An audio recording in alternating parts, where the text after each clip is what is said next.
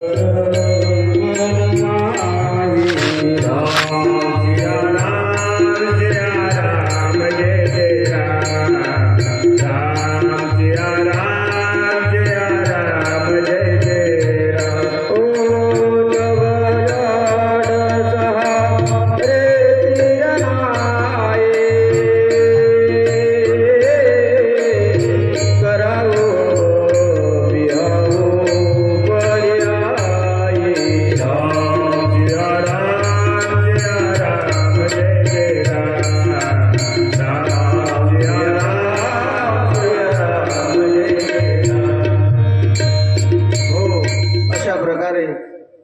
ठिकाणी महाराज हा जो कामदेव आहे त्याला सांगितलं की बाबा जगाच्या कल्याणाकरता भोलेनाथांना तू जागो. तेव्हा हा जो मदन आहे ब्रह्मदेवाला म्हटला, अहो पिताश्री, मला का तुम्ही मृत्यूच्या खाईमध्ये लोटतायत की काय? भोलेनाथ आहेत ते, त्यांनी तिसरा डोळा जर उघडला मी समाप्त होईल. परंतु त्या ठिकाणी ब्रह्मदेवानं विनंती केली आणि विनंती केल्यानंतर तो सुद्धा तयार झाला. या कामदेवानं महाराज त्या ठिकाणी जेव्हा धनुष्य हातामध्ये घेतला, हो, तर त्या ठिकाणी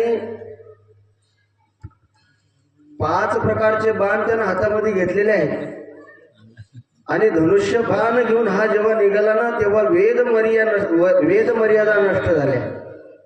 ब्रह्मचर्य, संयम, व्रत, धैर्य, धर्म, बोध, सदाचार, वैराग्य आणि विवेक याचं सैन्य पळायला लागलं, पळ सुटलं. सगळीकडे महाराज खळबळ उडायला लागली. प्रत्येक जण म्हणायला लागला की हा काय उलट्या डोक्याचा माणूस, हा काय करून राहिला. अशा प्रकारे स्त्रियांनी आपली मर्यादा सोडली, पुरुषांनी आपली मर्यादा सोडली महाराज. आणि ज्या वेळेस महाराज मर्यादा समाप्त होते ना, तेव्हाच महाराज मर्यादा पुरुषोत्तम या जगामध्ये अवतार घेत असतो. आणि हा जो कामदेव आहे, हा कामदेव ज्या ठिकाणी भोलेनाथ तपश्चर्येला बसले होते आणि त्या ठिकाणी हा निघालेला आहे. सबके मन हृदय मदन अभिलाषा लता निहारी नवही तरुषा. अशा प्रकारे मदन हा अंध आहे, व्याकुल आहे. मदन मदन अंध व्याकुल सब लोका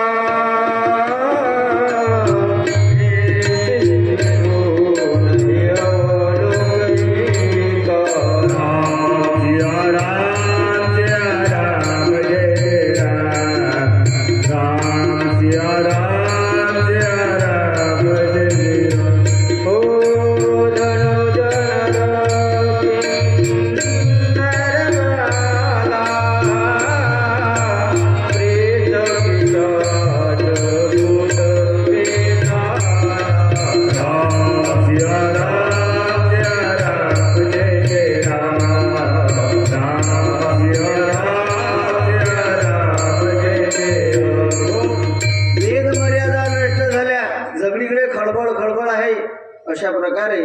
आणि हा जो मदन आहे, हा मदन यानं त्या ठिकाणी बसलेले जे भोलेनाथ आहे, शिवजी आहे, त्यांना पाहिलं आणि यांना आपल्या धनुष्यावरती बाण महाराज आणि लावला. पहिला बाण लावला महाराज अरविंद लाल कमल अशा प्रकारचा. दुसरा बाण लावला अशोक मंजिरी, तिसरा लावला आम्र मंजिरी आणि चौथा बाण लावला मदन बाण आणि 5 नंबरचा बाण आहे नीलकमल बाण. असे 5 बाण त्यानं भोलेनाथाच्या हृदयामध्ये सोडले. आणि सोडल्यानंतर भोलेनाथ आहे ना हसतच उठले, कारण मदन बाण आहे तो, काम बाण आहे तो. डोळे उघडले आणि जसे डोळे उघडले महाराज, त्या ठिकाणी हा जो कामदेव आहे, हा कामदेव त्या ठिकाणी भस्म झाला. सियावर रामचंद्र भगवान की जय. आणि अशा प्रकारे जळला तो त्या ठिकाणी.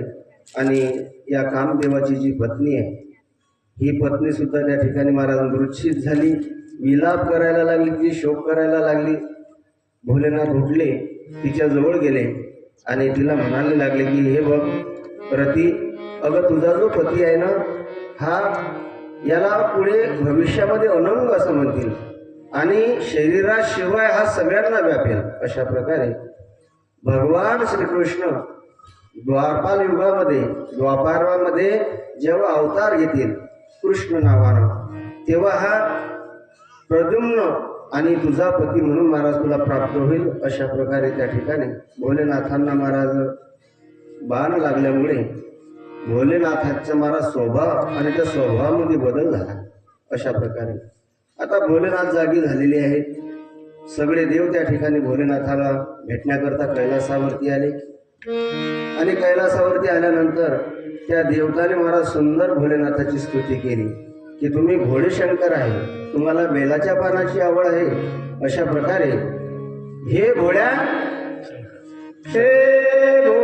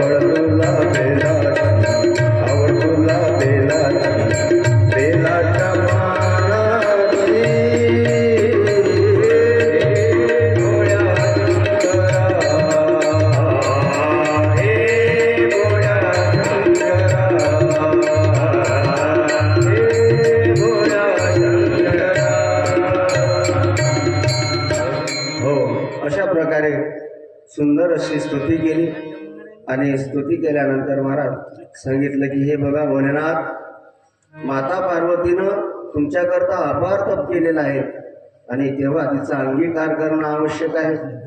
तारकासुराचा वध होण्याकरता तिचा स्वीकार तुम्हाला करावा लागेल. सप्तऋषी सुद्धा त्या ठिकाणी आले, त्यांनी सुद्धा स्तुती केली आणि मग त्या ठिकाणी भोलेनाथ तयार झाले विवाह करता. आणि तयार झाल्यानंतर सगळे गण एकत्रित झाले आणि ते भोलेनाथाचा सुंदर प्रकारे महाराज त्या ठिकाणी शृंगार करायला लागले. भोलेनाथाच्या कानामध्ये लहान लहान सर्प आहेत, त्यांची कुंडलं घातली. अशा प्रकारे भुजांमध्ये महाराज त्या ठिकाणी कंगणं बांधली आणि सुंदर असा अंगाला चिता भस्म लावतो. कारण नरदेव जर सजवायचा आहे तर त्याला काय लावावं लागेल? हळद. पण आमच्या भोलेनाथाची हळद म्हणजे भस्म आहे. अशा प्रकारे त्या ठिकाणी सुंदर वेश धारण केलेला आहे. काय तो नरदेव, काय महाराज त्याचा थाट, काय त्याची केस, गळ्यामध्ये नरमुंड माळ आहे, गळ्यामध्ये सर्प आहे आणि असा तो वेगळाच असलेला नवरदेव भोलेनाथ रथावर नाही बसले, ते घोड्यावरही नाही बसले, बैलावरती स्वार झाले आणि असा असलेला तो आणि वर आपल्या वधूला आणि स्वीकारण्याकरता निघाला. सोबत महाराज त्या ठिकाणी अनेक प्रकारचे गण आहेत, अनेक प्रकारच्या चुडेला आहेत. त्या चुडेलांमध्ये कुणाला मुखच नाही, कुणाला महाराज नाकच नाही, कुणाला महाराज शिरच कशाचं लावलेलं आहे. हा, कुणाला गाढवाचं शिर आहे, कुणाला कुत्र्याचं शिर आहे. आणि अशा प्रकारे ते जे भूत आहे, वेताळ आहे, ते नाचतात, आवाज करतात, ओरडतात. आणि त्या ठिकाणी उमापतीला महाराज हर्ष होत आहे. त्या ठिकाणी भूते वेताळ नाचती, भूते वेताळ नाचती.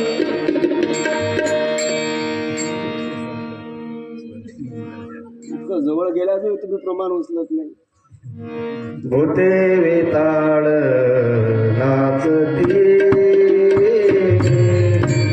भूते वेताळ नाचती, भूते वेताळ नाचती, भूते वेताळ नाचती. हर्षयुक्त उमापती, हर्षयुक्त उमापती,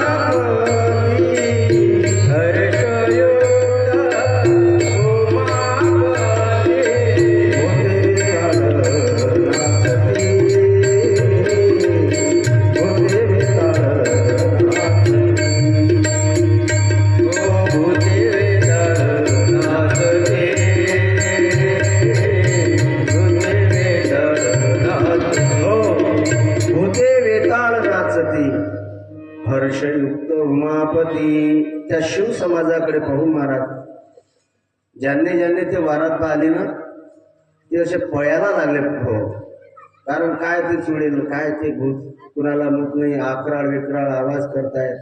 हा, को मुख हिन विपुल मुख काहू, बिन पद कर को पद पाहू. अशा प्रकारे त्यांचं वर्णन तुलसीदास महाराजांनी केलेलं आहे. आणि ही असलेली जी वरात आहे, हे निघाले कुठं? हिमगिरी पर्वतावरती, हिमराजाकडे. अशा प्रकारे त्या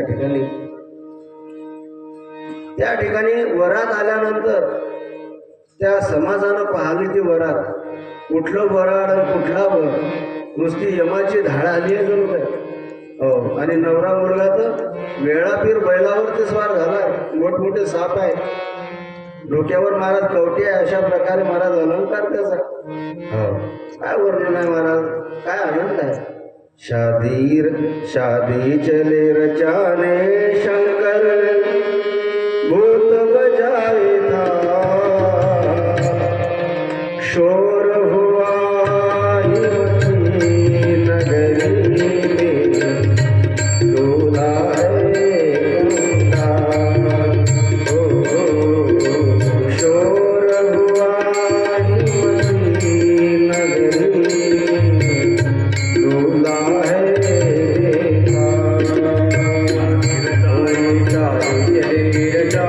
शंकर, भूत बजाएगा,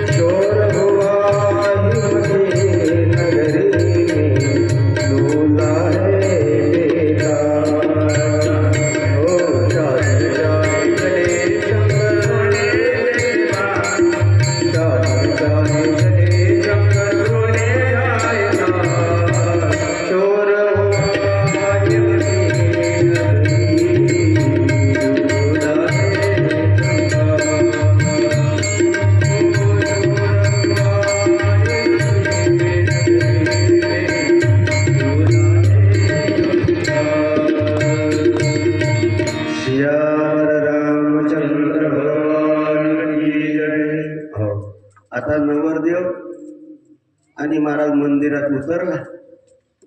आणि मैना राणी काही स्त्रिया वराचं स्वागत करण्याकरता त्यांनी पूजेची थाली घेतली आणि त्या स्त्रिया मोठ्या हर्षानं निघाल्या. सुरुवातीला त्यांना भगवान विष्णूचं दर्शन घडलं. त्यांना असं वाटलं हेच आहेत की काय, आनंद झाला त्यांना. पण ते भगवान विष्णूचे आणि त्यांचे महाराज बसलेले जे सेवक आहेत ते म्हटले पुढे जा पुढे जा पुढे जा. पुढे गेले ही महिना. त्या ठिकाणी ब्रह्मदेव दिसला. म्हटले हा तो वर असूच शकत नाही, याला 5 मुख आहे.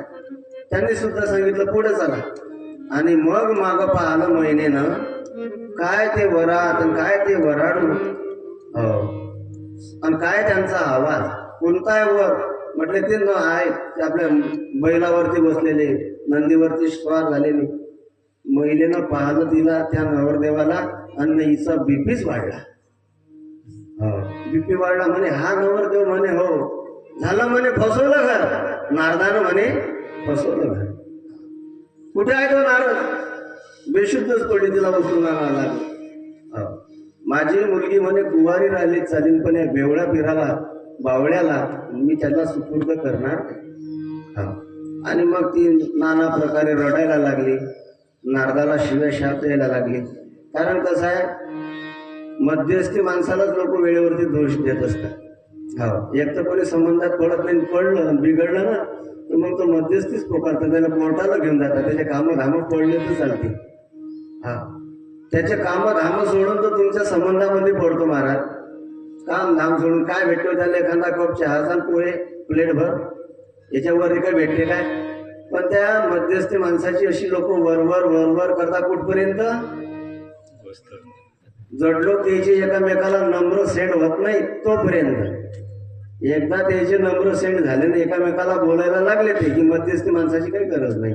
त्याचं सोनंही तेच घेतात, त्याचा कपडाही तेच घेतात, सगळं तेच करतात. याला बाजूला सारून देतात. आणि सगळं व्हायच्या आधी भाऊ चहा घेतात, भाऊ पाणी घेतात, पोहे खातात. असं आहे महाराज. म्हणजे काम सोरो आणि वैद मरो. त्या ठिकाणी ही जी महिना आहे त्या शिव्या द्यायला लागली. त्यावेळेस त्या ठिकाणी सप्त ऋषी आले आणि सप्त ऋषीने सांगितले की हे बघ महिना, अगं तुझ्या पोटी आलेली जी कन्या आहे ती सामान्य नाही. ती जननी जगदंबा आहे, ती माया आहे. आणि अशा प्रकारे ही सामान्य नसून ही भगवान भोलेनाथाची पहिली पत्नी. हिचे अनेक जन्म झाले आणि मागच्या जन्मी ही सती होती. मागील सगळा वृत्तांत महाराज त्या ठिकाणी मैना राणीला कळल्यानंतर ती सुद्धा त्या ठिकाणी तयार झाली. आणि त्या ठिकाणी महाराज तुलसीदास महाराज सांगतात, तब नारद सबई समुजावा, पूर्व कथा प्रसंग सुनावा, मैना सत्य सुनु मम बानी, जगदंबा तव सुता भवानी. ही सामान्य नाही आणि ही शिवानी शक्ती आहे. ज्याप्रमाणे महाराज पुरुष आणि प्रकृती हे एकमेकापासून वेगळे राहू शकत नाही, त्याचप्रमाणे शिव आणि शक्ती एकमेकापासून वेगळे राहू शकत नाही. कारण शिव आहे तर शक्ती आहे, आणि शक्ती आहे तर शिव आहे. शक्तीच नसली तर शिव कुठून? या शरीरामध्ये जोपर्यंत शक्ती आहे तोपर्यंत हे शरीर बोलू शकते, बरोबर की नाही? यातली शक्ती संपून गेली, निघून गेली हवा की मग शव आहे. म्हणून ज्या ठिकाणी शक्ती आहे त्या ठिकाणी शिव आहे. शक्ती निघून गेल्यावर तो शिव राहत नाही, तर ते शव बनते महाराज. एकदा शिव बनलं रे बनलं की त्याला गावाच्या बाहेर नेऊन पेटवतात. एकमेकापासून ते राहू शकत नाही. किंवा शिव जर नाही तर शक्ती नाही. ज्या ठिकाणी शिवाची उत्पत्ती झाली त्या ठिकाणी शक्ती येते. अशा प्रकारे आता सगळीकडे शक्ती आहे की नाही आहे? आता एक बघा, झाडाचे पानं हालतात, उगीच हालतात का होते? काहीतरी शक्ती आहे की नाही? असं आहे ते. आता हा माईक चालू आहे, कशाच्या भरोशाने सुरू आहे? शक्ती आहे. नुसता माईक बोलते का? नाही. नुसता माईक नाही बोलत, नुसता साऊंड नाही बोलत. बाबाचा साऊंड किती लाखाचा आहे, पण शक्ती जर नाही तर काल ते आपल्याला महाराज 1 तासभर कथा लेट सुरू करावं लागली की नाही? असं आहे. आणि शिवशक्तीचा जो संगम आहे, अर्धनारी नटेश्वर रूप त्याला म्हटलेलं आहे. अशा प्रकारे कैलासीचा देव भोळा चक्रवर्ती कैलाशीचा देवा भोळा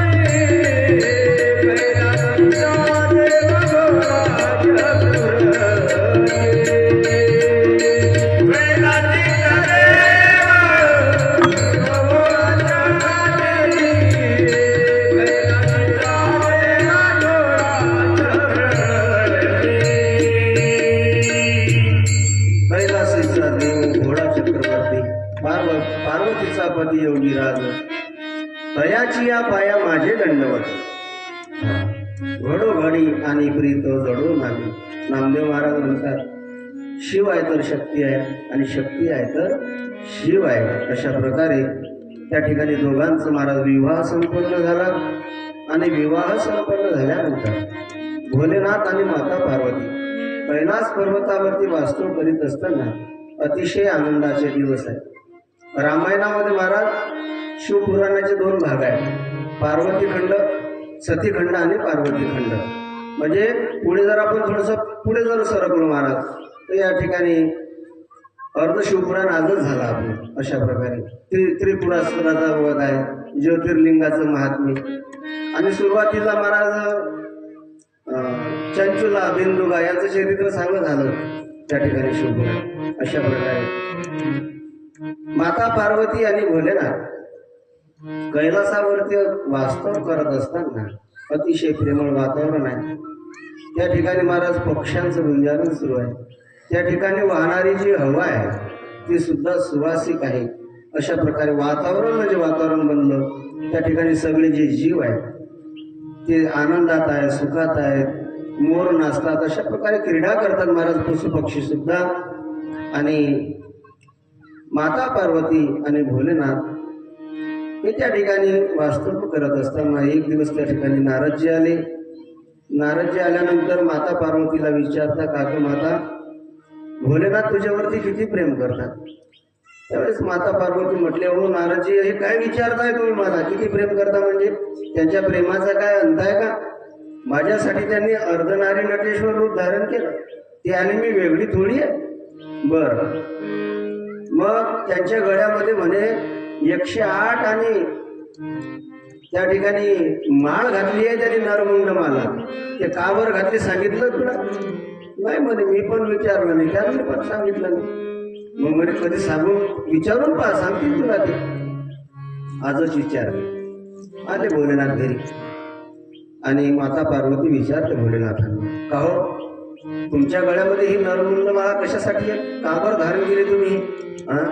एवढी सुंदर पत्नी तुम्हाला भेटून सुद्धा तुम्हाला ते प्रिय आहे का नरमुंड माळा? माझ्यापेक्षा ती नरमुंड माळा तुला तुम्हाला प्रिय आहे?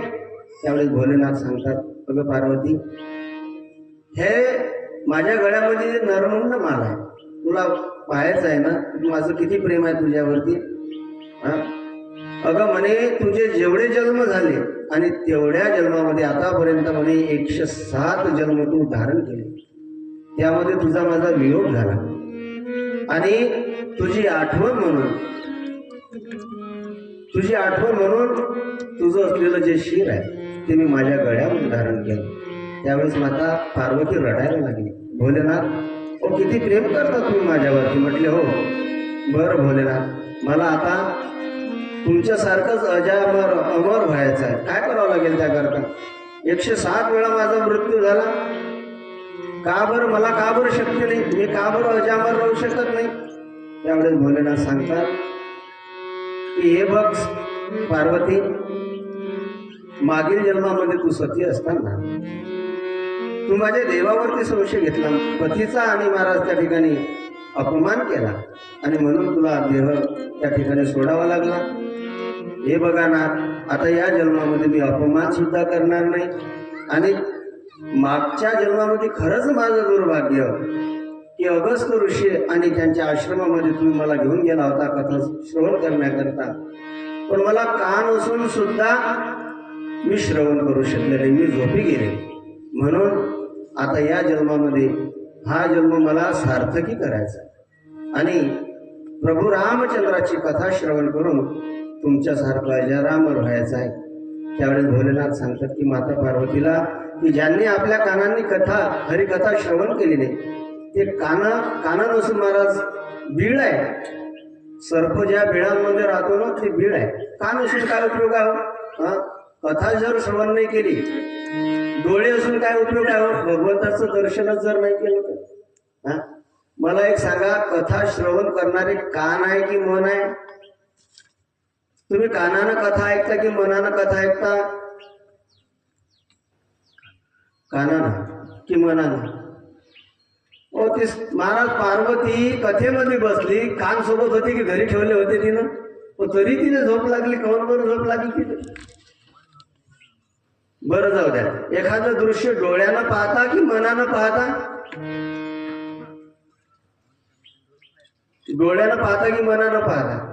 समोरची व्यक्ती पाहण्याचा जो दृष्टिकोन आहे, डोळे नुसते माध्यम आहे महाराज. एखादी वस्तू दाखवण्याकरता आपण काय करतो? बॅटरी लावतो की नाही, काहीतरी उजीळ करतो की नाही, तसे हे डोळे आहेत ना, या बॅटरीचा गुलूब आहे फक्त हा गुलूब, पण आतून बटन लागते की काय पाहायचं आहे. समोरची व्यक्ती आपल्या समोर आल्यानंतर आपण तिला लगेच काका म्हणतो. काय म्हणतो? काका म्हणतो, मामा म्हणतो, बरोबर की नाही? मग हा येणारा जो आवाज आहे तो कुठून आहे? आतून आहे. मग महाराज श्रवण करणारं सुद्धा मन आहे, बघणारं सुद्धा मन आहे. आपण डोळे फक्त डोळे दाखवतात, दाखवण्याचं काम आहे डोळ्याचं, पण पाहण्याचं काम मनाचं आहे. कारण मनानं जर पाहिलं ना तर समोरची व्यक्ती आपल्याला आदर्श वाटते की नाही, आणि मनानं नाही पाहिलं तर महाराज ते आदर्श वाटते की आपल्याला. डोळे फक्त पाहण्याकरता माध्यम आहे, कान फक्त ऐकण्याकरता माध्यम आहे, जीभ आणि हे तोंड फक्त खाण्याकरता माध्यम आहे. महाराज जेवण करताना आस्वाद महाराज जीभ घेते, तोंड घेते की मन घेते? कोणाला वाटते चांगलं खावा, बासुंदी खावा, कोणाला वाटते? जिभीले नाही, तिचं फक्त इकून तिकडे लोटायचं काम आहे. इकून चावलं की तिकून, तिकून चावलं की तिकून ओलावा निर्माण करते फक्त ती इकडल्या तिकडल्या इकडे की नाही. पण माणसाला काय वाटते? मले की नाही मायकीने आज मन म्हणते की शिरापुरीच खावा, मन म्हणते की तोंड म्हणते, माया मन म्हणत्या की ते सिरियलच पहा, म्हणजे मनच म्हणते. मला असं वाटते ही कथा श्रवण करा, कानायला नाही वाटत, मनाले वाटते महाराज. आणि त्या ठिकाणी भोलेनाथ सांगतात की हे पार्वती, ज्यांनी कथा नाही श्रवण केली ना ती सर्पाची बीड आहे. ज्या डोळ्यांनी संतांचं दर्शन घेतलं नाही, देवाचं दर्शन घेतलं नाही, ते डोळे नसून, डोळे काय महाराज, डोळे तर मोराच्या सुद्धा पंखावरती आहे, म्हणून त्या डोळ्यांना दिसते का? नाही. अशा प्रकारे महाराज त्या ठिकाणी भोलेनाथ सांगतात की ते डोळे नाही, हरिभक्तीला अशा प्रकारे आपल्या हृदयामध्ये जे आणत नाही, धारण करत नाही, ते लोक प्राणी जिवंत असून सुद्धा शवासारखे. ज्याच्या अंतःकरणामध्ये हरिभक्ती आणि भगवंताची प्रीती नाही ते जिवंत असून सुद्धा महाराज मेल्यागत आहे. सियावर रामचंद्र पंढरीनाथ भगवान. नामाविन मुख सर्पाचे दे बिळ, जीवा काळ सर्प आहे. अशा प्रकारे संत महात्म्यांनी महाराज अनेक प्रकारे आपल्याला उपदेश केला. बहुता सुकृती नरदेव द्वादला भक्ती घेऊन गेला आदोलकी. अशा प्रकारे मी सकाळी सुद्धा महाराज पूर्वी बोललो की याच्याकरता अनंत जन्माची पुण्याई असावी लागते, तेव्हा भाग्याचा उदय होत असतो महाराज. अनंत जन्माची पुण्याई पुढची मुखी गाई. हरीचे नाम भाग्यवंता घरी, भजन कीर्तन भाग्यवंता घरी, भजन कीर्तन भाग्यवंत घरी, भजन कीर्तन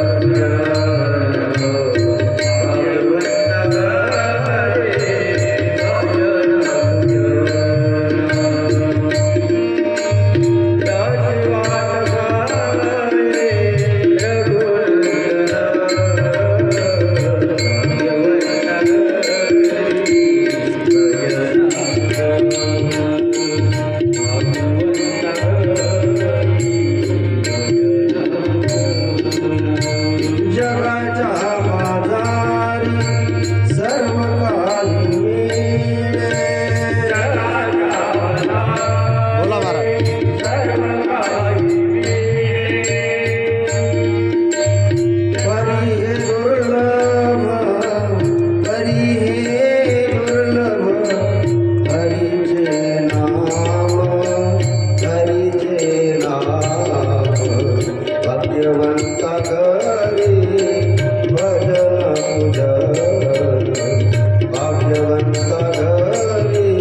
भजन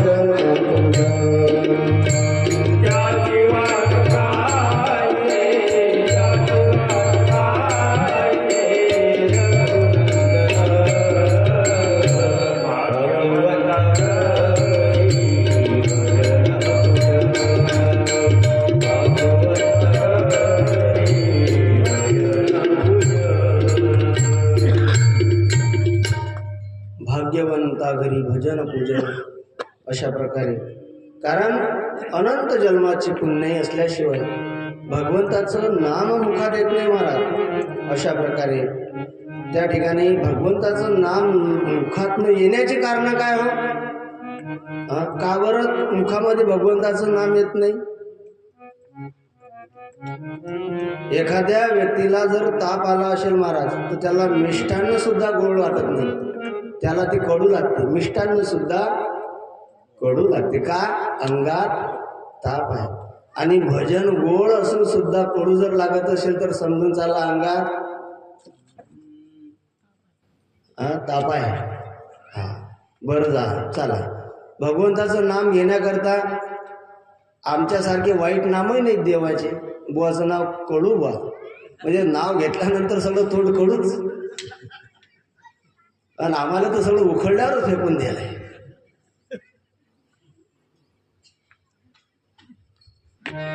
अमृत है हरि नाम जगत में, इसे छोड़ विषय रस पीना क्या, हरि नाम नहीं तो जीना क्या, प्रभु नाम नहीं तो जीना क्या.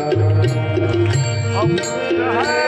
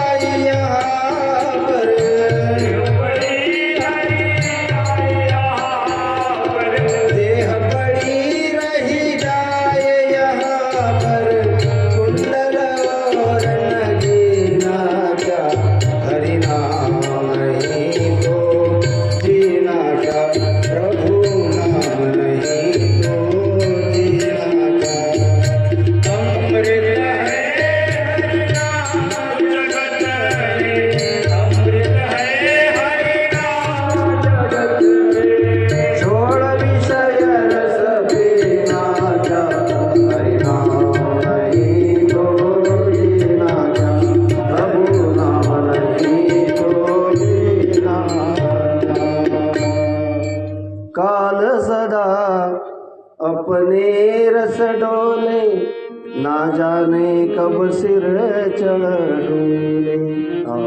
कारण घडी घडी काळ वाट याची पाहे अजून किती आहे.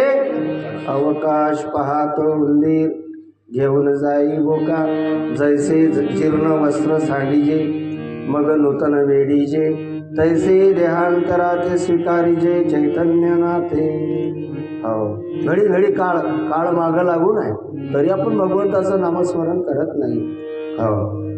त्या ठिकाणी महाराज भूषण से सब अंग सजावे रसना पर हरी नाम नावे. सगळ्या अंगांवरती आपण भूषण, गळ्यामधलं न्यारं, कानातलं न्यारं, बोटातलं न्यारं, परंतु खरा अलंकार असलेलं भगवंताचं नाम आपल्या मुखामध्ये नाही.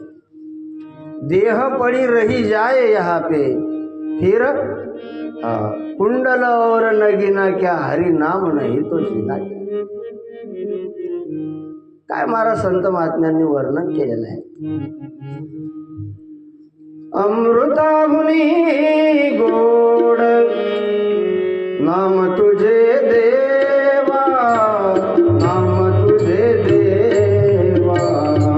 अमृताहुनी गोड नाम तुझे देवा, नाम तुझे देवा.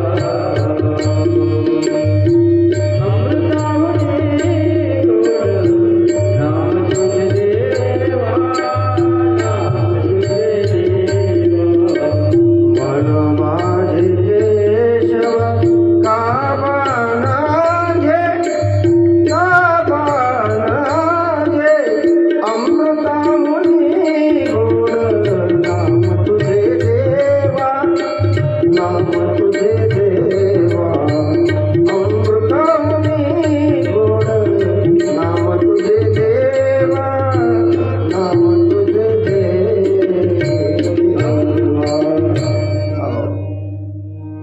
अमृतापेक्षाही भगवंताचं नाम गोड आहे. का बरं गोड आहे? कारण भगवंताच्या नामस्मरणानं दुःखाची निवृत्ती, चित्ताची शुद्धी, आणि अशा प्रकारे महाराज आनंदाची, सुखाची प्राप्ती होते. आणि म्हणून अमृतापेक्षाही भगवंताचं नाम हे गोड आहे. या ठिकाणी माता पार्वतीला सगुण आणि निर्गुण भक्ती भोलेनाथ वर्णन करतात.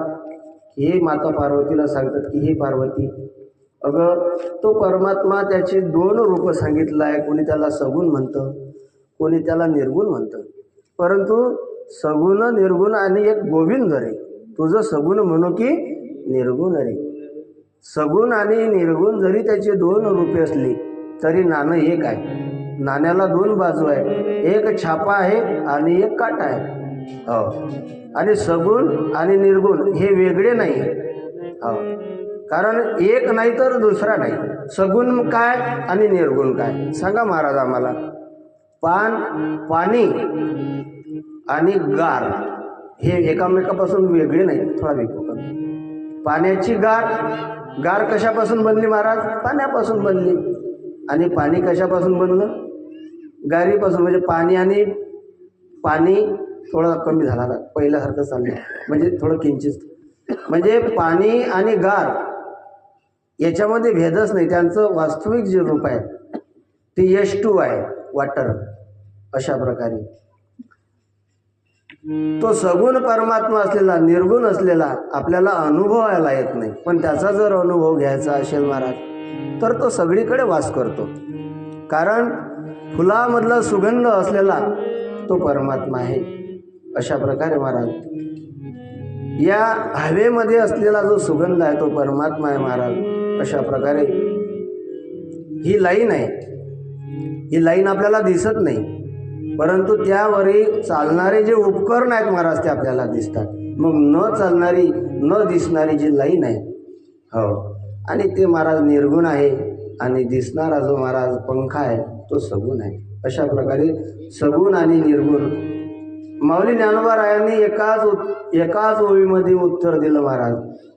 सुवर्णाचे मणी केले ते सोनियाच्या सुती ओविले, तैसे म्या जग धरिले सभायभ्यंतरी. माऊली ज्ञानोबाराय सांगतात की सोनं आणि त्याचा धागा हे सोन्यापासून बनले, परंतु ते वेगळे नाही आहे. सोनं हा एक प्रकारचा धातू आहे आणि त्या धातूपासून अनेक प्रकारचे अलंकार बनले. सोनं काय वास्तविक धातू आहे, पण त्याच्यापासून नाकातली नथ बनली, गळ्यातली गौपोत बनली, हातातली मुद्रिका बनली, पायातलं बनलं. ह्याचे नावं जरी वेगळी असले परंतु महाराज त्याचं तत्व जर पाहिलं तर सोनं आहे आणि ते सोनं वेगळं नाही आहे. अशा प्रकारे तसा तो परमात्मा वेगळा नाही आहे महाराज. तो सगुणही रूपानं आहे आणि तो निर्गुणही रूपानं आहे, परंतु महाराज त्याचा साक्षात्कार होत नाही. आणि साक्षात्कार होऊन सुद्धा महाराज अहम ब्रह्मास्मी हा त्या ठिकाणी अहंकार ओढतो. एखाद्याला जर देवाचा साक्षात्कार झाला तर तो म्हणतो अहम ब्रह्मास्मी, परंतु पहिला जो शब्द आहे तो अहम आहे आणि अहम म्हटल्यानंतर तो अहंकार आहे. मी ब्रह्मा म्हणणं हा सुद्धा अहंकार आहे. म्हणून अहम ब्रह्मास्मी आणि महाराज जगत खिल वदम अशा प्रकारचं. म्हणजे एखाद्याच्या पायात जर काटा मोडला तर आपण तो काटा काढण्याकरता दुसरा काटा शोधतो, परंतु तो काटा काढल्यानंतर आपण तो दुसरा काटा आपल्या जवळ ठेवत नाही, फेकून देतो. त्याप्रमाणे हे दोन्ही काटे फेकून द्यायचे आणि सगुण असलेला तो परमात्मा की ज्याचं सुंदर रूप आहे, सुंदर ते ध्यान उभे विठेवरी करकटेवरी ठेवणीया, अशा त्या परमात्म्याला जर आपण शरण गेलो महाराज, तो पंढरपुरात राहून आपलं इथं रक्षण करतो. कारण मंदिरातला असलेला विठोबा आणि पंढरपूरचा असलेला विठोबा हे वेगळे नाही, हे एकच आहे. तिथली आणि इथली शक्ती सांगितलं ते कुठेही जाते. शक्ती दिसते का? दिसते का शक्ती? हो, नाही दिसत. मग आता ते पंढरपूरला गाभाऱ्यामध्ये असेल, परंतु ज्या वेळेस महाराज संतांवरती संकट येतं त्यावेळेस तो धावून येतो शक्ती रूपानं. आपल्या गावावर जर संकट आलं तर आपल्या मंदिरामध्ये येऊन तो त्या ठिकाणी स्थायिक होतो महाराज. असा महाराज, कारण ती शक्ती आहे, ते एका क्षणात एका निमिषामध्ये महाराज कुठल्या कुठे जाते. म्हणून ती नुसती पंढरपुरात आहे हे डोक्यातून काढून टाका. त्याला कुठंही जाता येतं. त्याला काय रंग नाही, रूप नाही, नाही वर्णछाया. हा, तो कुठं नाही, तो आपल्या हृदयात आहे. जैसा हृदयामध्ये मी रामू असता सर्व सुखाचा रामू, का भ्रांताशी कामो विषयावरी. अशा प्रकारे तोच खातो, तोच पितो, अशा प्रकारे महाराज तोच बघतो आणि सगळीकडे तो भरून उरलेला आहे.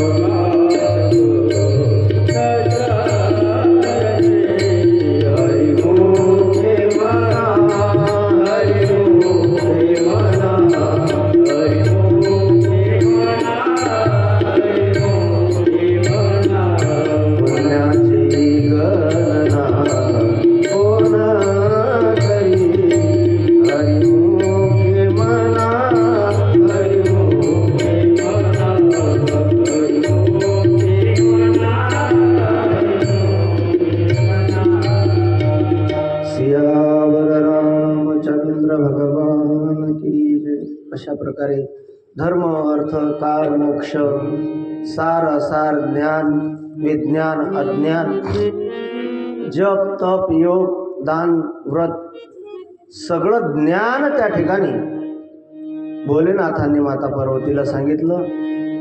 आणि मग त्यानंतर पार्वती माता भोलेनाथाला म्हणते, नाथ माझ्या एक लक्षात नाही आलं. काय लक्षात नाही आलं? तो परमात्मा तो निर्विकार असून अशा प्रकारे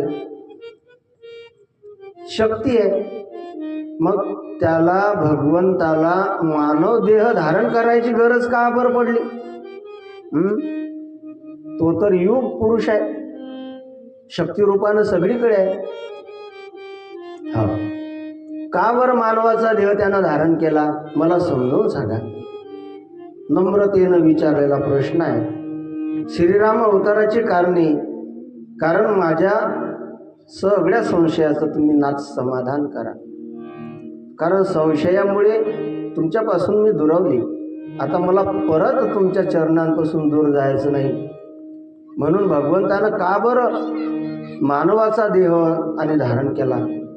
अशा प्रकारे सोमो पर प्रसन्न सुखरासी जाणीय सत्य मोहिनी दासी.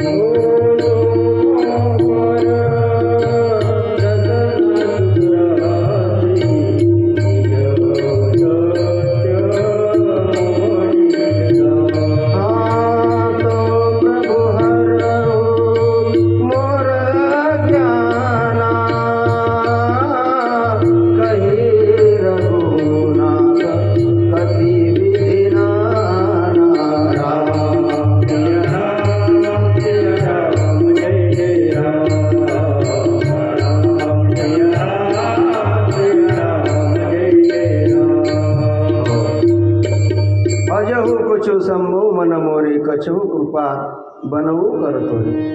नाथ माझ्या अंतकरणातील संशय आहे आणि तो संशय मला काढून द्या. अशा प्रकारे त्यावेळेस भोलेनाथ सांगतात की ज्या ज्या वेळी जब जब होई धर्म की हानी. अशा प्रकारे जब जब होई धर्म की हानी बाढ़ी असुर अधमा अभिमानी.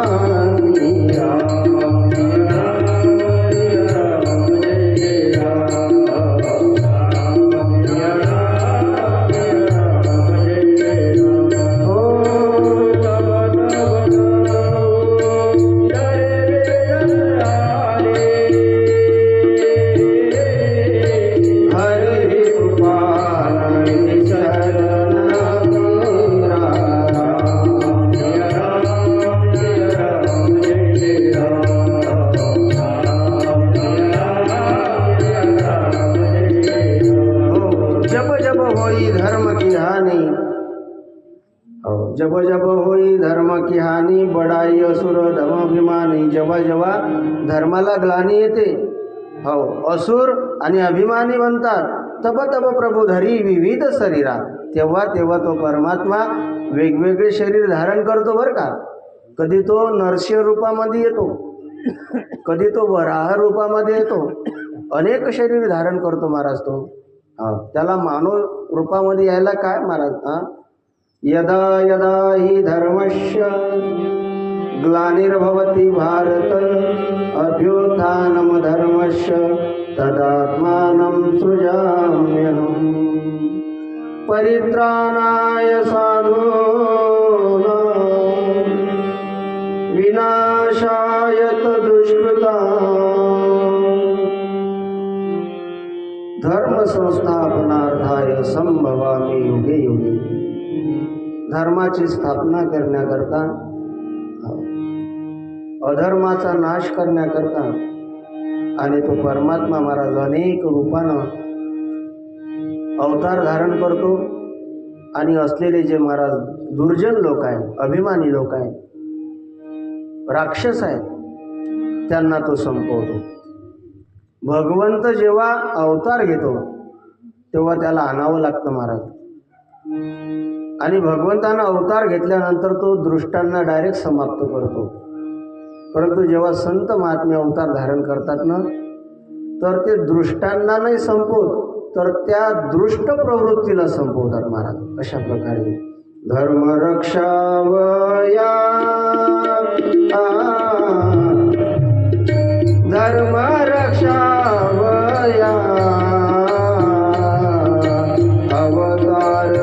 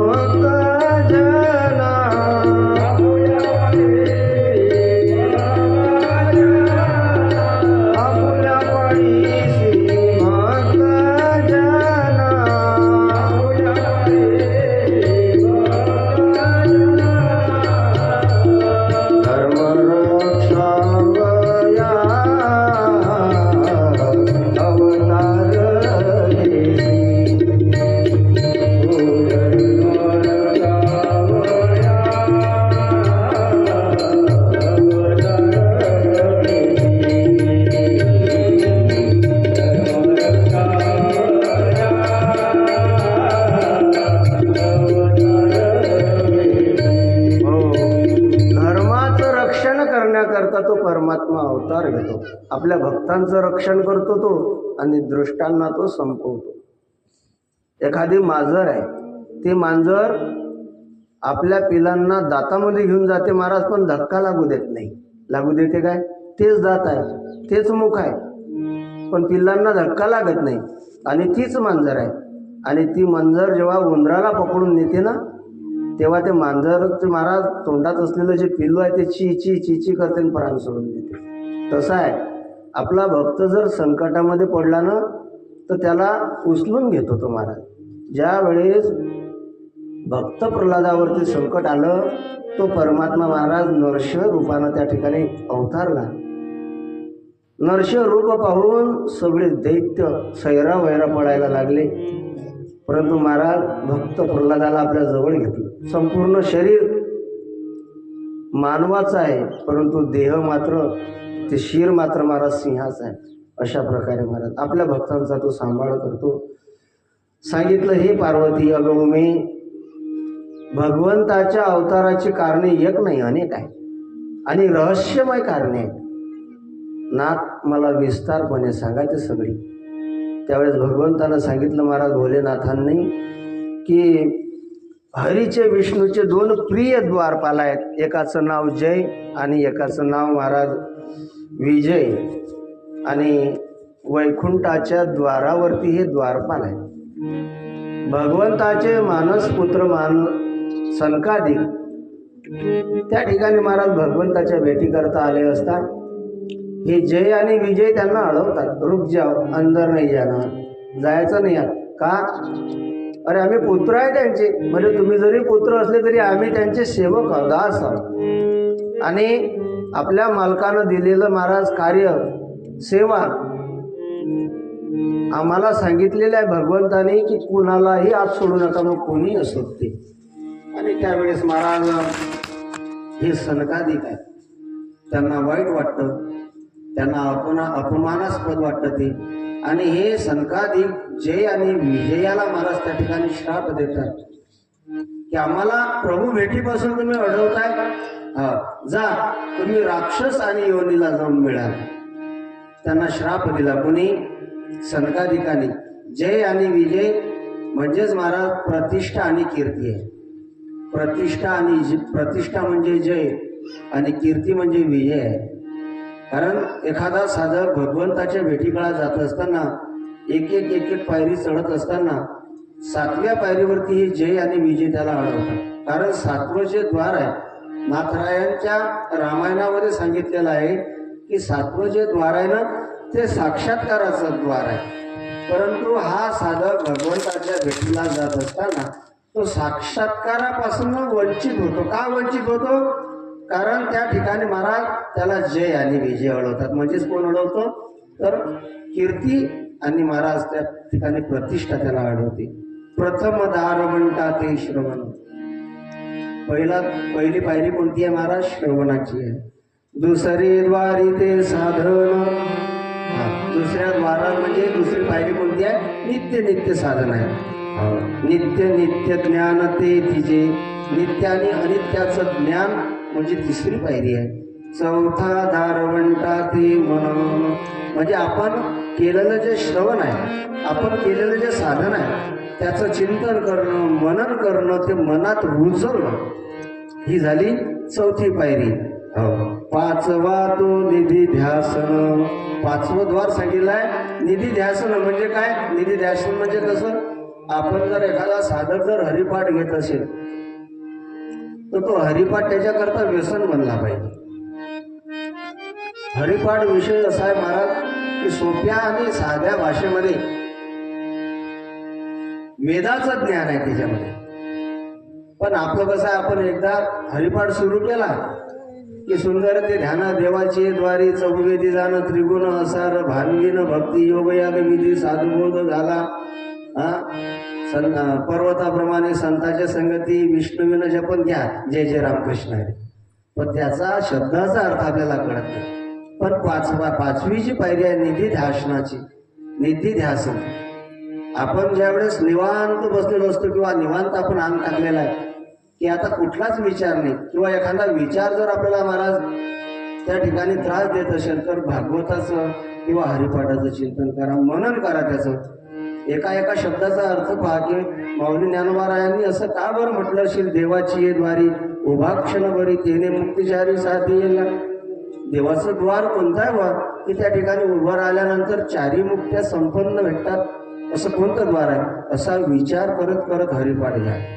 आणि तो विचार करत करत हरिपाठ घेत असताना कधी महाराज त्या मनाला विसर पडतील, कधी झोप लागतील, आपल्याला पता लागत नाही. आणि मग सकाळी त्या व्यसन म्हणते ते, आणि सकाळी जेव्हा जेव्हा या बुद्धीला चेतना येते, कारण बुद्धी आहे, संकल्प विकल्प करत असेल त्याला मन म्हणतात. मन कशाला म्हणतात? संकल्प आणि विकल्प. जाऊ की नाही कथेले, जाऊ की नाही कथेले. काय जाऊ कथेले? मागच्या वर्षीचा गोळा फाटक्या तोंडाचा ऐकेलं आपण, त्याचं पाहिलं या त्याने. म्हणजे एक म्हणते जाऊ की नाही, दुसरं म्हणते जा, त्याला मन म्हणतात. संकल्प विकल्प करतो त्याला मन म्हणतात. चिंता किंवा चिंतन करत असेल त्याला चित्त असं म्हणतात. एखाद्या गोष्टीची चिंता करणार किंवा एखाद्या गोष्टीचं चिंतन करत असेल त्याला चित्त म्हणतात. आणि महाराज मन बुद्धी, एखाद्या गोष्टीचा निर्णय घेत असेल त्याला बुद्धी म्हणतात. की नाही निर्णय घेतला, आज मी कथेला जाईल म्हणजे जाईल, हा निर्णय आहे. तुम्ही हा घरूनच निर्णय केला म्हणून मंडपात बसले आहे. आणि तुम्ही संकल्प विकल्प केला असता ना तर तुम्ही इथपर्यंत आलाच नसता. आमचे विठ्ठल भाऊ म्हणत, महाराज तुरीचे 2 तास राहिलेच, मला राहू दे आता, ते कोण फुटले तर मा घरून घेऊन जातात. म्हणजे मन आहे, विकल्प संकल्प विकल्प करतो महाराज ते. आणि केलेल्या कर्माचा अभिमान जर येत असेल महाराज तर त्याला अहंकार असं म्हटलेलं आहे. आणि आपण सांगत होतो की महाराज 5वा आणि जे द्वार आहे ते निधी ध्यासन आहे. असं निधी ध्यासन करून त्या परमात्म्याला आपल्या हृदयामध्ये धारण करावं. 6वं सांगितलं, 6वा तो वैराग्यपूर्ण आणि 7वा तो जाण साक्षात्कार. हो, कारण 7वं जे द्वार आहे किंवा 7वी जी पायरी आहे ती वैराग्याची आहे. आता वैराग्य आलं, 6व्या पायरीवरती आल्या आपण. ज्याला वैराग्याची प्राप्ती झाली ती 6वी पायरी आहे. आता किंवा 6वं द्वार आहे आणि 7व्या द्वारावरती आता प्रभूचं दर्शन होईल, आपल्याला साक्षात्कारच होईल. बस एक द्वार उघडायचं आहे, एक पायरी चढायची आहे. पण त्या ठिकाणी गेलं असताना आपल्याला जय आणि विजय अडवतात. ठहर जा, अंदर जाना नाही. का बरं अडवतात? कारण ती कीर्ती आहे. अशा प्रकारे प्रतिष्ठा. कारण प्रतिष्ठा आणि कीर्तीचा विचार माणसाला खाली खेचतो. नाही मी मोठाच महाराज झालो पाहिजे, मला चांगलं बोलता येते म्हणून माझ्याजवळ चांगलेच कलाकार असले पाहिजे. माझं पाकिटच मोठं, चांगले कलाकार चांगलं पाकिट, मला 4 व्हीलरच पाहिजे. म्हणजे काय, हे प्रतिष्ठा वाढवण्याकरता आहे, कीर्ती वाढव. मला नाही वाटते आपली कीर्ती वाढली पाहिजे, आपली प्रतिष्ठा वाढली पाहिजे. आणि हा विचार जेव्हा अंतःकरणामध्ये येईल ना तेव्हा तो महाराज साधक भगवंतापासून दुरावतो. त्या ठिकाणी सनकादिकानं, हे सनकादिक जे 4 आहे, सनक, सनंतन, सनत कुमार, सनानंदन, हे 4 अंतःकरणाचे भाग आहे. मन बुद्धी चित्त आणि अहंकार. हे लोटून देतात महाराज बाजूला, जाऊनही देत भगवंताच्या भेटीमुळे. अशा प्रकारे सियावर रामचंद्र भगवान, पंढरीनाथ भगवान. श्राप दिला, असुर बन जाओ तुम. बर, एका जन्मा करता का? नाही, 3 जन्म. अशा प्रकारे 3 जन्माचं त्यांना त्या ठिकाणी महाराज. ही फार कथा सुंदर आलेली आहे भागवतामध्ये, कश्यप आणि दितीची. सांजच्या वेळेला ही दिती आणि पती सहवासाची इच्छा केली तिनं, आणि त्या कश्यपानं महाराज तिला श्राप दिला की तुझ्या पुढे असुर जन्माला येतो. पहिला जन्म आहे त्यांचा कोणता? रावण आणि कुंभकर्ण. आणि रावण कुंभकर्णाला संपवण्याकरता प्रभू रामचंद्राने अवतार घेतला. दुसरा अवतार आहे त्यांचा हिरण्यकश्यप आणि हिरण्याक्ष. त्यांना संपवण्याकरता वराह आणि नरसिंह अवतार भगवंताने घेतला. आणि तिसरा अवतार, तिसरा जन्म घेतला महाराज त्यांनी शिशुपाल आणि दंतवक्र. त्यांना संपवण्याकरता भगवंतानं 8वा अवतार धारण केला. त्याचं नाव आहे श्रीकृष्ण. श्रीकृष्ण गोविंद हरे मुरारी.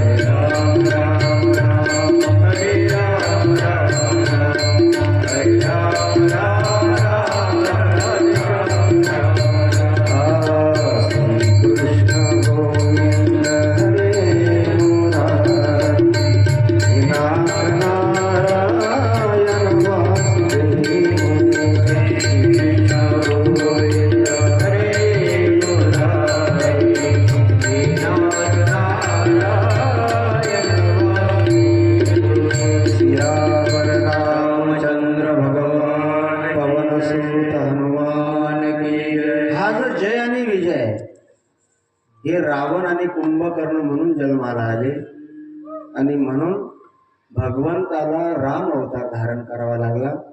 हे राम अवताराचं पहिलं कारण. राम अवताराचं दुसरं कारण आहे वृंदावन आणि जालिंदर. हा जो जालिंदर आहे हा नावच जालिंदर आहे त्याचा. आपण म्हणतो काय जालिंदर माणूस आहे म्हणतो की नाही. आमच्या विठ्ठल होली तर बरेच लोक म्हणतात खूप जालिंदर माणूस आहे म्हणता महाराज तो कसा काय जालिंदर डोळ्यातला काजळ काढते म्हणता. म्हणजे असं ज्याचं नाव जालिंदर आहे तो कसा असेल सांगा.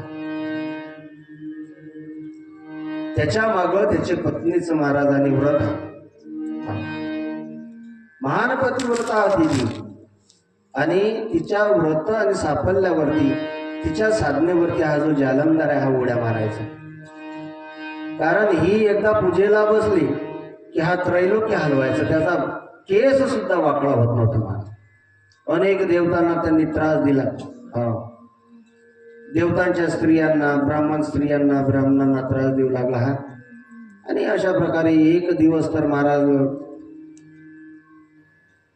हा जालिंदर आणि माता पार्वतीकडे हा वाकड्या नजरनं यांना पाहलो. भगवान विष्णूकडे सगळे देव गेले.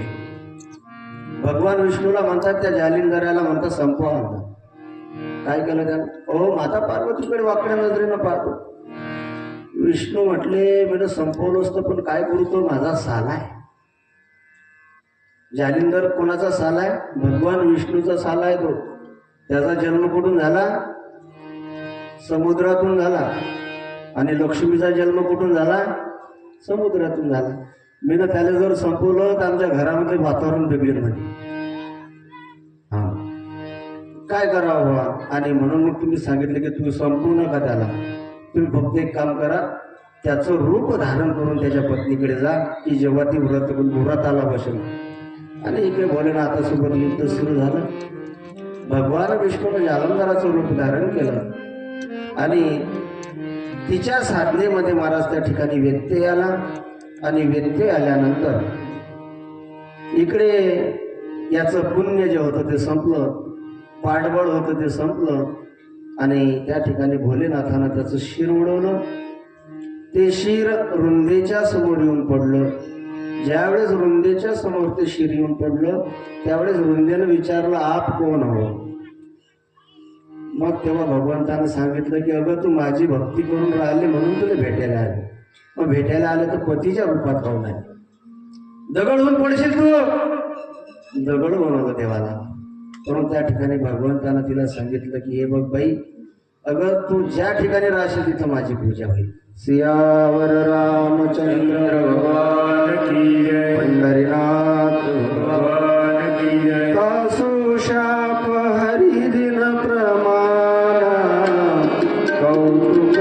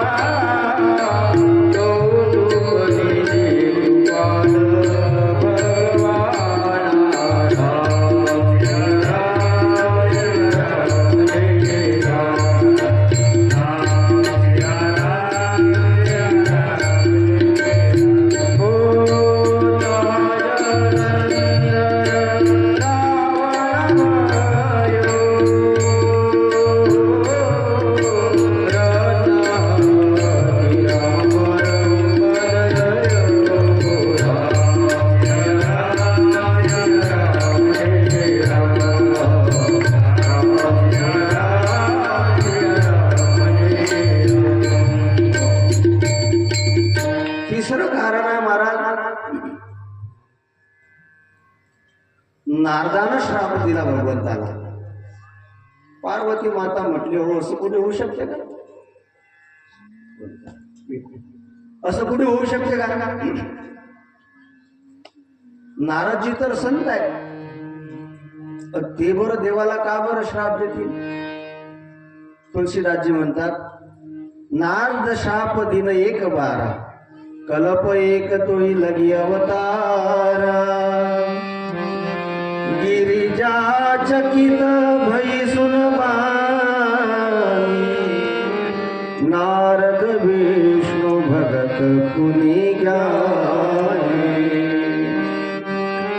नारदाला श्राप दिला का बरं? आपल्याला वेळ नाही म्हणून ही कथा आपण शॉर्टकट मध्ये घेऊ थोडी. मागच्या वर्षी जरा आपण हिला चांगली रंगवली होती. नारदाला महाराज श्राप देण्याचं कारण एक आहे की नारदानं एका गुहेमध्ये महाराज तपश्चर्या केली आणि तपश्चर्या केल्यानंतर त्या ठिकाणी इंद्रानं अनेक प्रकारच्या अप्सरा पाठवल्या, परंतु नारदावरती काहीच परिणाम झाला नाही. त्याचं त्या ठिकाणी केलेलं जे महाराज तपस्या आहे ते तपस्या सफल झाली आणि नारदाला अहंकार वाटला. काय, मी कामाला जिंकलं, मी क्रोधाला जिंकलं, मी लोभाला जिंकलं. कामाला जिंकलं मी, माझ्यावरती काही परिणाम झाला नाही. एवढ्या अप्सरा आल्या, त्या ठिकाणी त्यांनी नृत्य केलं, पण मला काही त्याचं वाटलं नाही. आणि स्वतःच संपादक ते स्वतः बनले नारदजी. आणि हे नारदजी महाराज त्या ठिकाणी भोलेनाथाकडे गेले. भोलेनाथाला सुद्धा सांगितलं की महाराज, मी काम, क्रोध आणि लोभाला जिंकलं. वास्तविक पाहता काम, क्रोध, लोभ हे नरकाचे 3 द्वार आहे. यांना जिंकणं एवढं सोपं नाही. त्रिविधम नरके सदम द्वालम नाशेनम आत्मना, काम क्रोधस्तथा लोभ सत्मा देतत्रयम तजेत. त्यांना जिंकणं एवढं सोपं नाही. त्या ठिकाणी भोलेनाथांना महाराज हसायला आलं. बर, आता वास्तविक पाहता नारदानं ज्या ठिकाणी तपश्चर्या केली होती ना, ती जागा भोलेनाथाने महाराज कवच आणि त्या ठिकाणी निर्माण केलं होतं की त्या ठिकाणी कुणी जरी आलं तरी त्या ठिकाणी साधकाला काही अडचण येणार नाही. आणि म्हणून त्यांनी केलेली तपस्या ती सफल झाली. त्या ठिकाणी भोलेनाथ सांगता, बाबा तू मला हे सांगितलं, पुढे विष्णूला जाऊन सांगू नको. परंतु नारद आहे, स्वभाव आहे, गेले वैकुंठामध्ये. वैकुंठात गेल्यानंतर सांगितलं, महाराज मी काम, क्रोध, लोभाला जिंकलं. आणि त्या ठिकाणी भगवंताला कोणाचा अभिमान, अहंकार सहन होत नाही महाराज. भक्ताला झालेला अहंकार तो परमात्मा खातो, अशा प्रकारे. आणि त्या ठिकाणी मग हसले भगवान विष्णू आणि सांगितलं की नारदजी ठीक आहे, चांगली गोष्ट आहे. आणि मग त्या ठिकाणी एक मायावी राज्य त्या ठिकाणी भगवंतानं निर्माण केलं. त्या ठिकाणी शीलनिधी नावाचा राजा आहे, विश्व मोहिनी त्याची कन्या आहे आणि शीलनिधी नावाचं राज्य आहे. आणि त्या शीलनिधी नावाच्या राज्यामध्ये, शीलनिधी राजाच्या दरबारामध्ये हे नारदजी गेले. आणि गेल्यानंतर महाराज त्या ठिकाणी याची सुंदर मुलगी आहे विश्वमोहिनी. त्या विश्वमोहिनीचा हात नारदानं पाहिला. तिच्या हातावरील ज्या रेषा होत्या त्या रेषा अशा सांगतात की हिचा होणारा जो पती आहे तो विश्वाचा मालक बनेल. आणि नारदानं विचार केला की हिच्याशी विवाह करणारा जर विश्वाचा या त्रैलोक्याचा मालक जर बनत असेल तर मीच का बरं हिच्यासोबत विवाह करू नये. आणि म्हणून परत आले. सांगितलं, महाराज तुमचं रूप द्या एका दिवसापुरतं उसणं मला, कारण तुमचं रूप जे आहे ना फार सुंदर आहे. रूप पाहता लोचनी सुख झालं, तेरा रूप निराला भाग्य बिहारी, तेरी छवि निराली है बिहारी जी. तुमचं सुंदर असलेलं जे रूप आहे ते एका दिवसाकरता द्या मला, वाटल्यास भाडं देईल मी त्याचं. आता भगवंताचं काही एक रूप आहे, अनेक रूप आहे त्याची.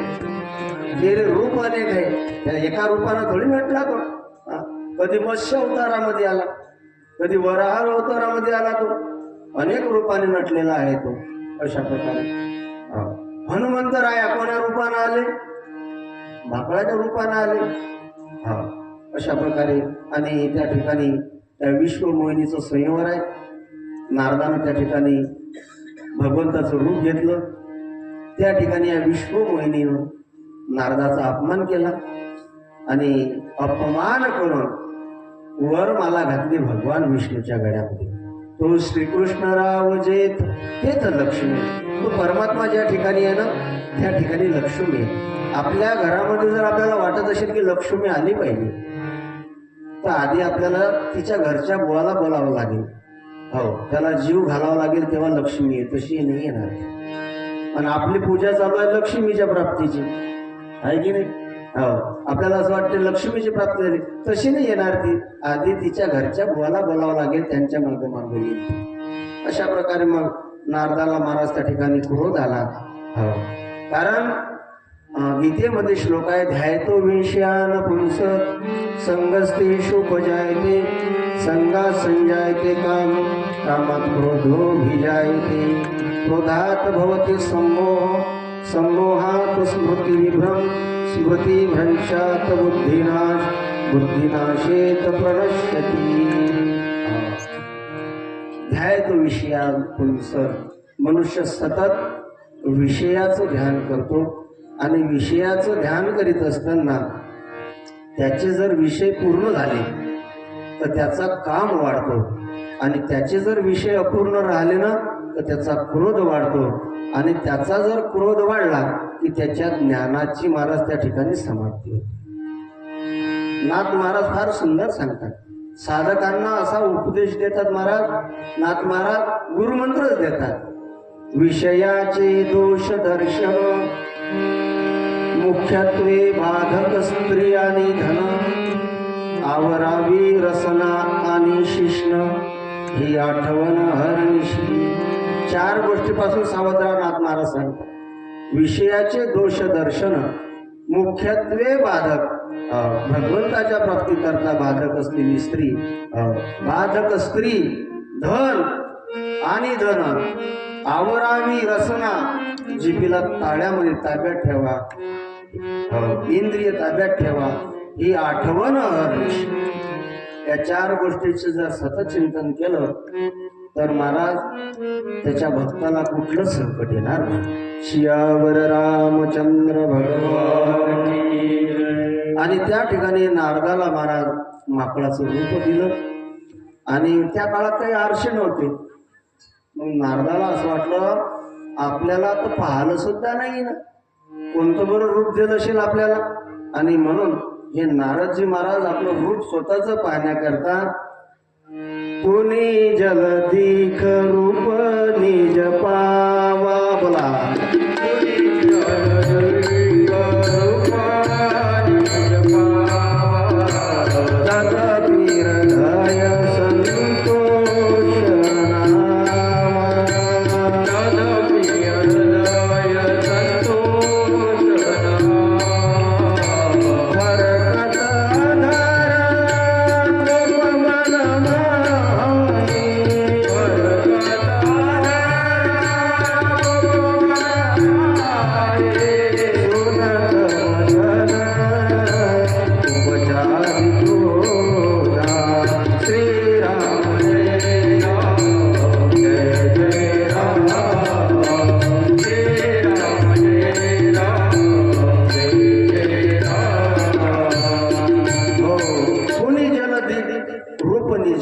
स्वतःचं रूप जलामध्ये म्हणजे पाण्यामध्ये पाहिलं आणि पाहिल्यानंतर महाराज इतका क्रोध आला नारदाला.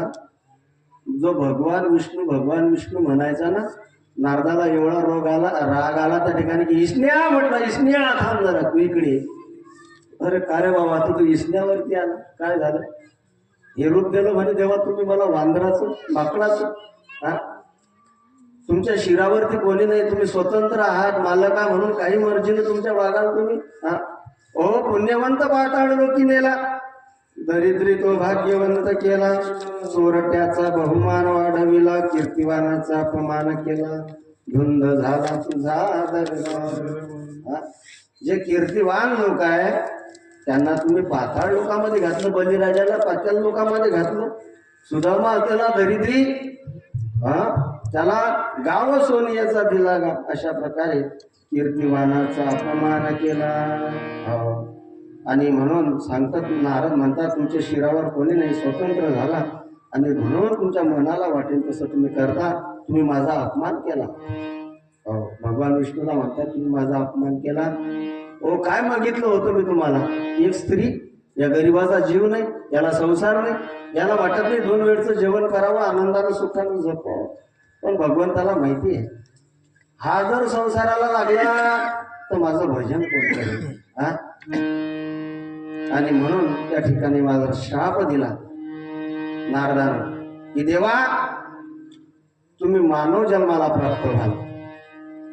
एका स्त्रीची मी या ठिकाणी याचना केली होती, स्त्री करता तुम्ही रडाल. आणि त्यावेळेस तुम्ही जे मला रूप दिलं ना माकळाचं, वानेराचं, हाच गडी त्यावेळेस तुमच्या कामात पडेल. सियावर रामचंद्र भगवान की जय, पंढरीनाथ भगवान की जय. अशा प्रकारे मला 4थं कारण सांगितलेलं आहे, शतरूपा आणि मनु महाराज. शतरूपा आणि मनु यांची महाराज जी कथा आहे ती श्रीमद भागवत महापुराणामध्ये आलेली आहे. तिला 3 कन्या, देवहूती, आकृती आणि प्रसूती, उत्तानपाद, अशा प्रकारे फार मोठी कथा भागवताची सुंदर आहे. आपण थोडक्यात पाहू. तर त्या ठिकाणी हे मनु आणि शतरूपा या सृष्टीचा संपूर्ण विस्तार झाल्यानंतर आता काही शिल्लक राहिलं नाही. आता किती दिवस संसार करावा? जेणे हे विश्व निर्मिले, एवढ्या मोठ्या विश्वाची निर्मिती केल्यानंतर त्यांना असं वाटलं, भगवंताचे जन्म सुद्धा झाले परंतु त्याची आपल्याला प्राप्ती झाली नाही. म्हणून त्याची प्राप्ती व्हावी, तो आपल्या पोटी जन्माला यावा. आतापर्यंत त्याचे जन्म झाले पण कुठं तो नातू झाला, पंतू झाला, मुलीचा नातीचा मुलगा असा झाला. पण त्यांना असं वाटलं की तो आपल्या पोटी जन्माला आला पाहिजे. आणि म्हणून त्या ठिकाणी मनु आणि शत्रुपान महाराज फार मोठी त्या ठिकाणी तपश्चर्या केली. आणि तपश्चर्या केल्यानंतर आता पहिलेच तर वय झालेलं होतं. आता ते का सत्ययुग होतं महाराज, त्या ठिकाणी वय भरपूर होतं. आणि अशा प्रकारे ते भक्ती करायला लागले. भक्ती विना उद्धार नाही कोणाचा, निर्धार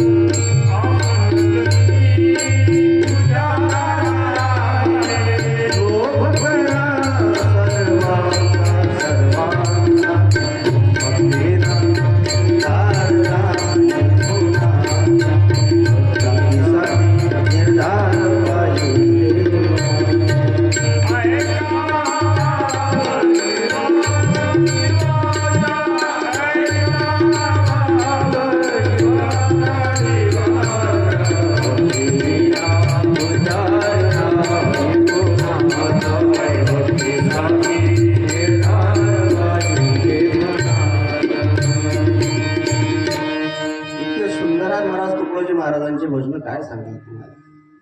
साध्या सोप्या भाषेमध्ये महाराज अंगाला काटे येईल एवढं भजन सुंदर आहेत महाराजांचे. मनुष्यरूपा यांनी केलेली साधना महाराज शेवटच्या श्वासापर्यंत काहीच नाही, अस्थित पंजाचा त्यांचा देह झाला. भगवंताची विनवणी करतात, देवा अरे आता तरी भेट दे, ये उदे दया आता तरी गुरुमाऊली, आयुष्याची गोरी कमी झाली, आयुष्याची गोरी कमी झाली, ये उदे दया आता तरी गुरुमाऊली, ये उदे दया आता तरी गुरुमाऊली,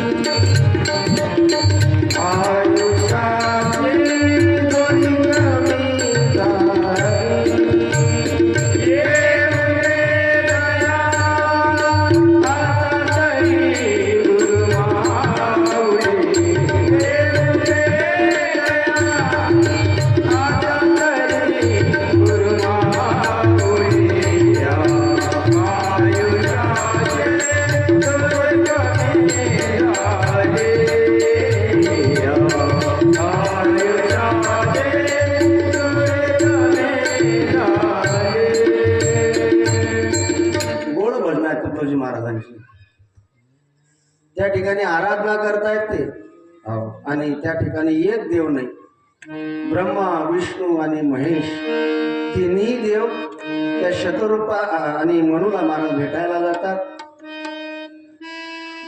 भेटल्यानंतर महाराज त्या ठिकाणी दोघांनाही आनंद प्राप्त होतो, आणि आनंद प्राप्त झाल्यानंतर काय पाहिजे तुम्हाला वर मागा. फार सुंदर कथा आहे, पण आपल्याला वेळ नाही. त्यावेळेस मनू आणि शत्रुपा सांगतात की देवांनो काही नको मला, आतापर्यंत आम्ही आज सृष्टीची उत्पत्तीचं कार्य केलं, परंतु आम्ही ऋषी मुनी यांना अनेक प्रकारे त्या ठिकाणी महाराज उत्पत्तीत केलं. रंभा अप्सरा अनेकांना उत्पन्न केलं, परंतु साक्षात परमात्मा भगवंता अरे तू आमच्या पोटी नाही जन्माला आला, आणि म्हणून तू आमच्या पोटी जन्माला ये अशी आमच्या आशय अपेक्षा आहे. त्यावेळेस भगवंतानं त्यांना महाराज वर दिला की तुम्ही टेन्शन घेऊ नका, त्रेता युगामध्ये